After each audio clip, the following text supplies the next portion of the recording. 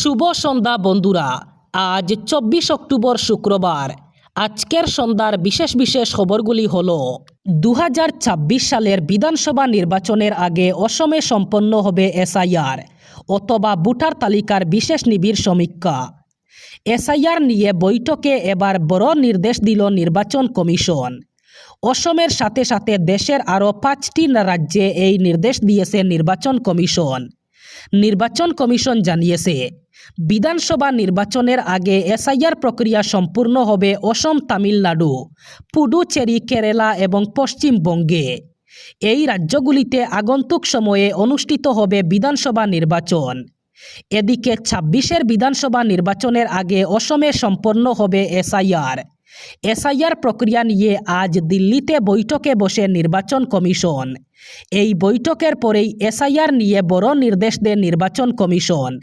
দেশের 5টি রাজ্যে নির্বাচন কমিশন জানিয়েছে, এই 5টি রাজ্যে বিধানসভা নির্বাচনের আগে এসআইআর প্রক্রিয়া সম্পূর্ণ করতে হবে, অর্থাৎ ভোটার তালিকার বিশেষ নিবিড় সমীক্ষা সম্পূর্ণ করতে হবে। শ্রীভূমি অথবা করিমগঞ্জ জেলার রেশন কার্ড গ্রাহকদের জন্য সুখবর।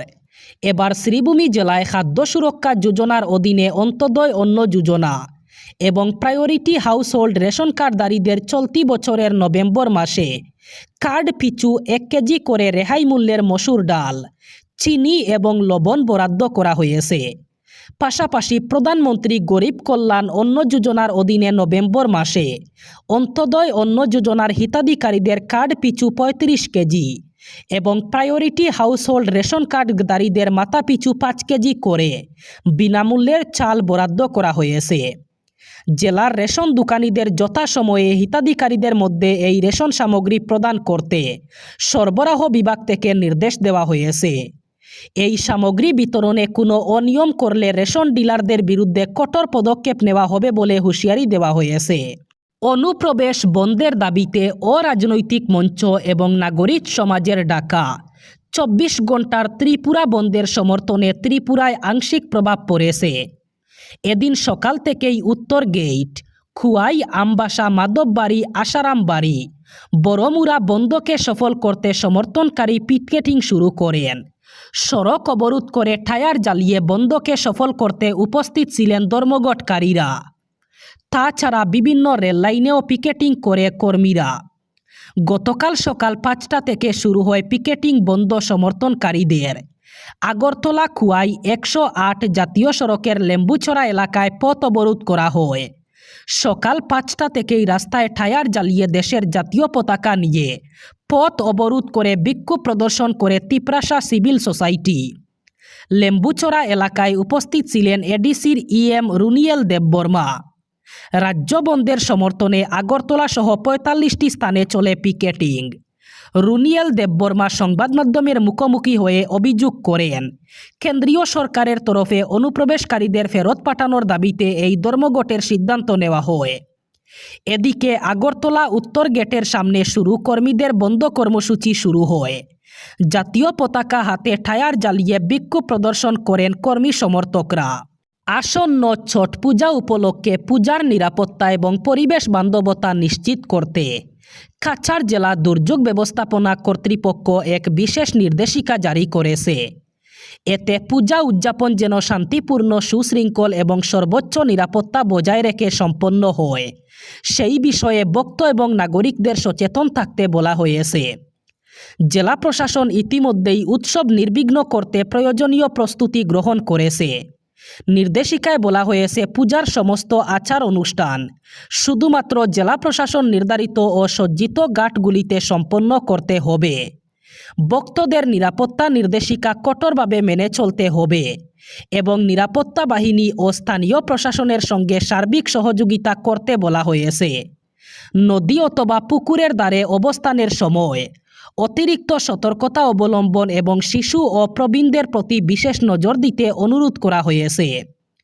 পরিবেশ সংরক্ষণের উদ্দেশ্যে ভক্তদের নির্দিষ্ট স্থান ব্যতীত অন্য কোথায় আবর্জনা না ফেলার নির্দেশ দেওয়া হয়েছে। পূজায় ব্যবহৃত ফুল, জৈব সামগ্রী এবং প্রস্তাবনা শুধুমাত্র নির্ধারিত বিন অথবা সংগ্রহ স্থানে ফেলতে হবে। প্রদীপ অথবা মোমবাতি যেন নিরাপদ ও অগ্নিসহনশীল স্থানে রাখা হয় সেই বিষয়ে লক্ষ্য রাখতে বলা হয়েছে।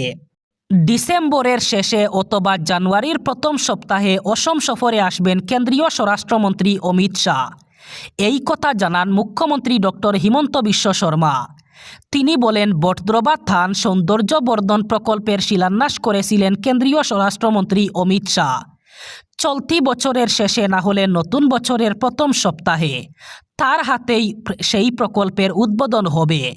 তার জন্যই অসমে আসবেন কেন্দ্রীয় স্বরাষ্ট্রমন্ত্রী অমিত শাহ। উল্লেখ্য, বিধানসভা নির্বাচনের আগে 2021 সালে 25 ফেব্রুয়ারি বটদ্রবা থান সৌন্দর্যবর্ধন প্রকল্পের শিলান্যাস করেছিলেন কেন্দ্রীয় স্বরাষ্ট্রমন্ত্রী।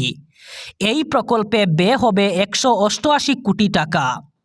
গত কয়েক বছরে বেশ কয়েকবার নোয়াগাঁওয়ে গিয়ে নির্মীয়মান প্রকল্পটির কাজকর্ম খতিয়ে দেখেছেন মুখ্যমন্ত্রী ডক্টর হিমন্ত বিশ্ব শর্মা।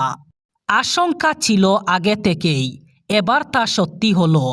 হাসিনার আমলে ভারতের সঙ্গে সুসম্পর্কের জেরে দেশের উত্তর পূর্বাঞ্চলের সঙ্গে বাংলাদেশের যোগাযোগ পরিকাঠামো গড়ে তোলার যে প্রয়াস নেওয়া হয়েছিল, ইউনূস সরকার এ সম্পর্কিত সব চুক্তি এবং বোঝাপড়া বাতিল করে দিয়েছে।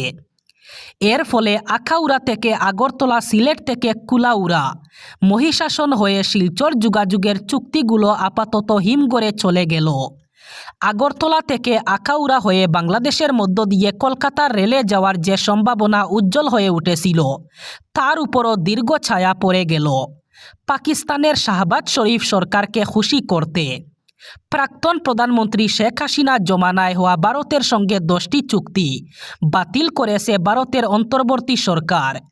এমনটাই দাবি করলেন তদারকি সরকারের পল্লী উন্নয়ন ও সমবায় উপদেষ্টা অফিস মাহমুদ সজীব ভুঁইয়া। যদিও এ বিষয়ে কোনো মন্তব্য করতে চাননি সেদেশের উপদেষ্টা তৌহিদ হোসেন।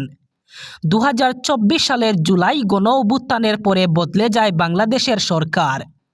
শেখ হাসিনা সরকারের পতনের পরেই পায়রা বন্দর উন্নয়ন, বিদ্যুৎ ক্রয় সহ বিভিন্ন ক্ষেত্রে ভারতের সঙ্গে হওয়া চুক্তি বাতিলের দাবিতে সরব হয় সেই দেশের পাকিস্তানপন্থী দলগুলি। ক্ষমতায় আসার পরেই ভারতকে ব্যান্ড উইথ ট্রানজিট সহ বেশ কিছু সুবিধা বাতিল করে দেয় প্রধানমন্ত্রী উপদেষ্টা মোহাম্মদ ইউনূস এমনকি স্থলবন্দর দিয়ে ভারতীয় পণ্য আমদানির ক্ষেত্রেও নিষেধাজ্ঞা জারি করে। বাকি চুক্তিগুলো বিবেচনা করা হচ্ছে বলে জানিয়েছেন বিদেশ উপদেষ্টা তৌহিদ হোসেন। মায়ানমারে আসাম রাইফেলসের ক্যাম্পে হামলা এবং কুকরাঝারে রেললাইনে বিস্ফোরণের পর অসম পুলিশ আলফা স্বাধীনের 7 জন লিঙ্কম্যানকে গ্রেফতার করেছে। এর মধ্যে 3 জন তিনসুকিয়া থেকে, বাকি 4 জন মায়ানমার থেকে গ্রেফতার করা হয়। তিনসুকিয়া থেকে গ্রেফতার হওয়া 3 জন হলেন জিতু মোরান, জুলি গগৈ এবং দীপক গগৈ। মায়ানমার থেকে গ্রেফতার 4 লিঙ্কম্যানের নাম প্রকাশ করেনি পুলিশ।